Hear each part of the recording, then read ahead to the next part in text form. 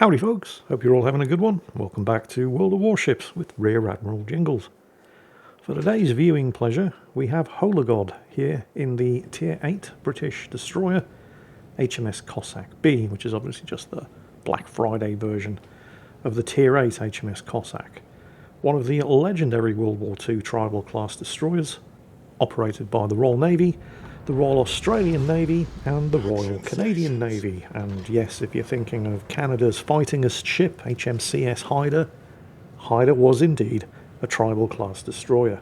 Along with half of Canada's World War II tribals, the Iroquois, the Athabascan, the Huron and the Hyder, all built in my hometown, Newcastle upon Tyne, at the Vickers Armstrong shipyards, with the other half of the Royal Canadian Navy's Cossacks, the Micmac, the Nootka, the Cayuga and the Athabascan, all built in Canada at the Halifax shipyards. Cossack, however, was a Royal Navy tribal and did not have a particularly long World War II career. She was commissioned in 1938 and then sunk 3 years later in October 1941 by the submarine U-563. However, her 3 years of service were marked by a couple of incidents, most particularly the Altmark incident. You may have heard of it. It involved the German tanker Altmark, which was pretending to be a non-combatant, but was in fact the supply ship for the Graf Spee and was in the process of transporting the prisoners taken by the Graf Spee in the South Atlantic to internment back in Germany, and abusing Norwegian neutrality in the process by sailing back through Norwegian territorial waters while carrying prisoners of war, and betting that the Royal Navy wouldn't violate Norwegian neutrality itself in an effort to get the prisoners back. Well, they betted wrong, which was bad news for the crew of the Altmark, good news for the prisoners on board, but very bad news for the poor Norwegian government, who were having their neutrality violated by everybody left, right and centre, although, well, Germany invaded and occupied them shortly afterwards, so it didn't really end up making much difference anyway. Hologod here, in case it wasn't obvious, is in a very, very Tier 10 battle in his Tier 8 Cossack. Although that's not so much of an issue in this destroyer as it might be in certain other Tier 10 destroyers, largely because of what is easily the Cossack's most outstanding feature. It's stealth. You can get the detection range on this thing down to 5.5 kilometers. Of course, that doesn't protect you against radar minotaurs. What the hell? Oh no. Oh, that's not good. Nobody expects the radar minotaur. Although I think the radar minotaur is very, very shortly going to be wishing he was in fact a smoke minotaur, because he's getting spanked into the middle of next week. Hologod figures, what the hell, I'm radared anyway. Let's see if we can get some fires set on the Prinz Ruprecht, and request approved. Meanwhile, the radar minotaur...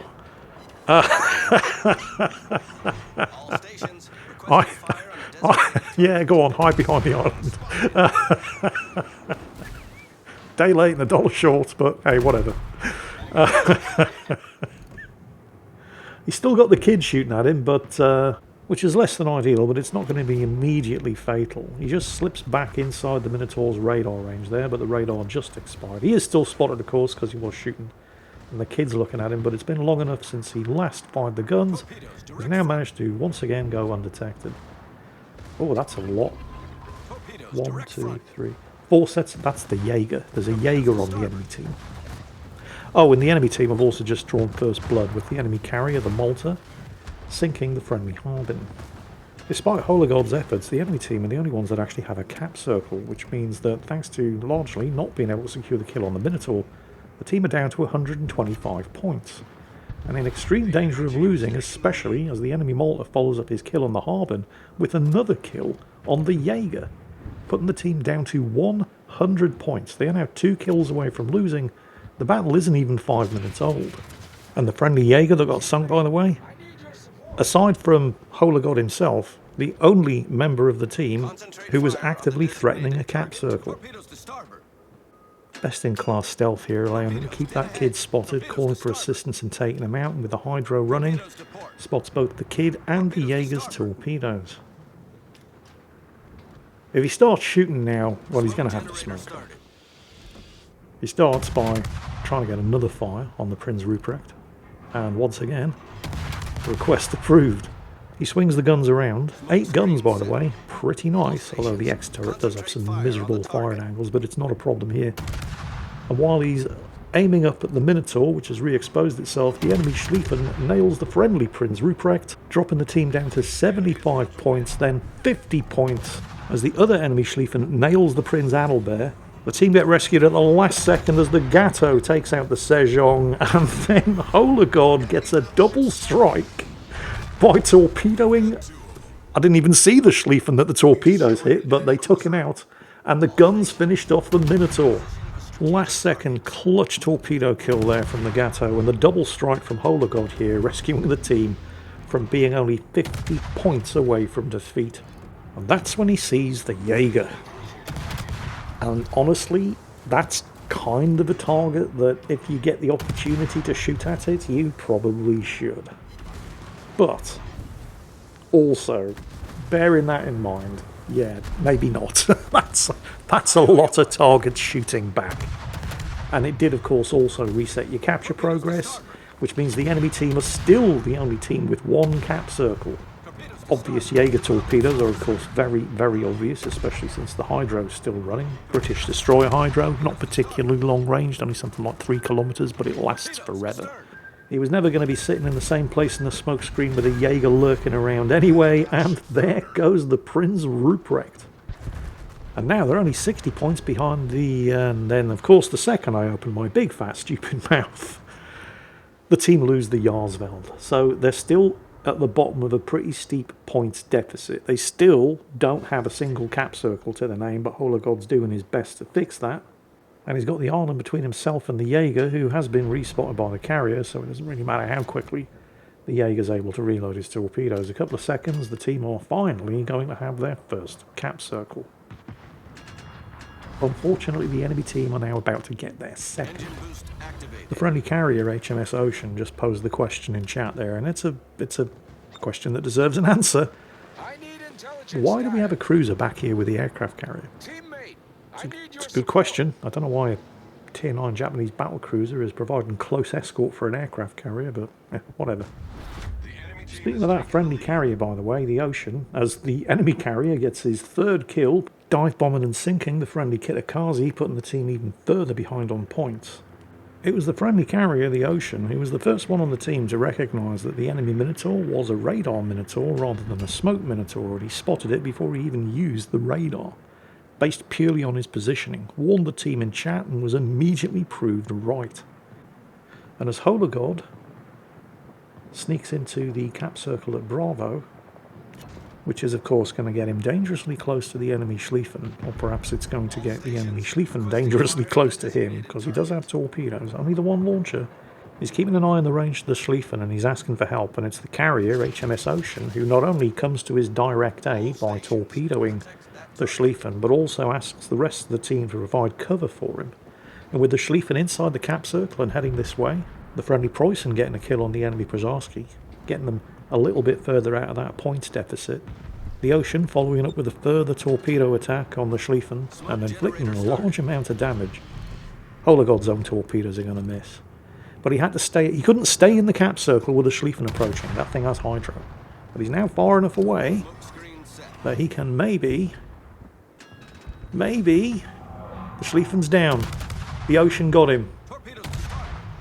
Now for the Harlem. He has to try to keep the Gatto in play. Oh, hello. Enemy submarine. He's right there. Alright, Harlem first. That saved the Gatto's ass. Now, hello. I think we're just going to keep you spotted and allow everybody to rain down depth charges on you from all directions. Destroyers can't do that, of course. Well, they can, but not in the same way that cruisers and battleships do. Some cruisers actually have ship-dropped depth charges in the way that destroyers do, but most, like battleships, have depth charge attack planes. But if you're in a destroyer, you have to do this the old-fashioned way, the proper way. You'll note, Hologod isn't spotted by the submarine, it's too deep. So it has absolutely no idea what is about to happen. You almost feel sorry for it, don't you? Almost. I didn't say you felt sorry for it. I said almost. But I'm pretty sure this is going to be a Kraken Unleashed. Was there ever any doubt? They're now ahead by 1 kill. The enemy carrier is spotted. I think that's going to be a job for the Preußen. And shielding the Preußen from the 3 surviving enemy destroyers is definitely going to be a job. Not just for Holagod himself here, but also the friendly carrier. Hologod's first order of business, however, has taken this central cap at Bravo. And it looks like the friendly Gatto is crawling his way up to the north and is probably going to do the same at Alpha. He's certainly not going to want to go anywhere near the last reported position of the enemy Ostjotland down to the south. And that is going to be a problem for the carrier. He just got redetected.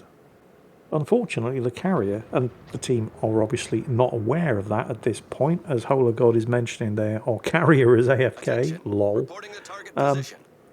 He's not technically incorrect. The carrier is away from the keyboard. Well, he isn't away from the keyboard. He's at the keyboard, furiously waiting for his keyboard to reconnect to the internet and get back into the game. Although nobody's aware of that right now. Oh, we're good. He's there in chat. I love this carrier's communication, by the way. More teammates like this, please. But he's there in chat saying, I'm back, the game crashed. Holagod there in chat. I mean, just the communication all round in this battle was really good. Looking back there at the Gatto, making sure he knows he has to take that cap circle. And the Gatto saying, yep, I got it. I mean, to be fair, he's in there. And he's slowing down in order to stay there, and he's on the surface, so he is actually in the position of being able to cap it. The enemy team, meanwhile, flipping the cap at Charlie, and this has to be a real brown trouser moment for the Preußen there, with 3 enemy destroyers stalking him. Well, 2. The Ostjotland's trying to catch and kill the carrier. Good luck with that. I have to admit, that's a braver destroyer captain than I am. Holagod coming to the defence of the Preußen. He's just waiting until the Jaeger is sufficiently close that he's not going to be able to get out of shooting range in time, hopefully. Also, maybe, although maybe not, within range of the Preußen's secondaries, but I think the Preußen was well aware that he was being hunted by destroyers and has an island in the way, so it's pretty much going to be down to Holagod. But no 3-gun Jaeger ever won a gunfight against an 8-gun Cossack. And there's kill number 6. Oh, and the Ocean just took out the Ostjotland because of course he did. I mean, what aircraft carrier has anything to worry about from a destroyer in World of Warships in 2025?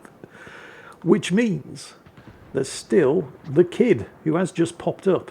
Because of course he is. I mean, if you're ever confused as to where to find the enemy destroyers in the dying minutes of a World of Warships battle, just find the closest friendly battleship and you'll find all of the enemy destroyers sprouting out of its arse. Wow, somebody just smacked that Kid good and hard. I thought it was the Preußen, but nope, the Preußen is busy doing his job and raining down death and destruction on the enemy HMS Malta. That big old hit. And Hologod's kind of curious too, as the Kid smokes up to avoid imminent destruction. And with 30 seconds to go before his hydro comes off cooldown, he's moving up to get himself into a position to hydro the Kid so the team can finish him off while asking who was it who hit him. And it was the carrier. I didn't even see his aircraft. Dive bombers, probably.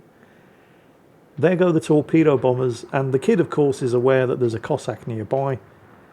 And unfortunately for the Kid, those aircraft are in just exactly the right spot to spot him as he leaves the smokescreen, right as the Preußen kills the Malta, and just as Holagod is in the perfect spot to get all 8 guns of these firing and take out the Kid. And that's 7 kills and a victory for Holagod in the British Tier 8 destroyer in a Tier 10 battle, HMS Cossack. And while Holagod definitely was the star of the show there, but I mean, of course he was, 7 kills, Arsonist, Double Strike, Kraken Unleashed and Combat Scout, I think it's fairly safe to say that that was very much a team effort, particularly the friendly carrier, the Ocean. Although the Preußen, I mean, he understood his instructions as well, as did the Gatto. So congratulations to all of them for a superb team effort there. And commiserations to the 2 top-scoring members of the enemy team, who both got more than 1,000 base experience on a defeat. But honestly, I think against a display of teamwork like this, particularly with Holagod getting nearly 3,000 base experience, your team was destined to fail. Although they so very, very nearly had it, because this was one of the most disastrous starts to a battle I have ever seen. But as usual, the use of that totally overpowered teamwork consumable, seriously, Wargaming have to nerf it at some point, once again saves the day. Hope you all enjoyed it, and as always, take care, and I'll catch you next time.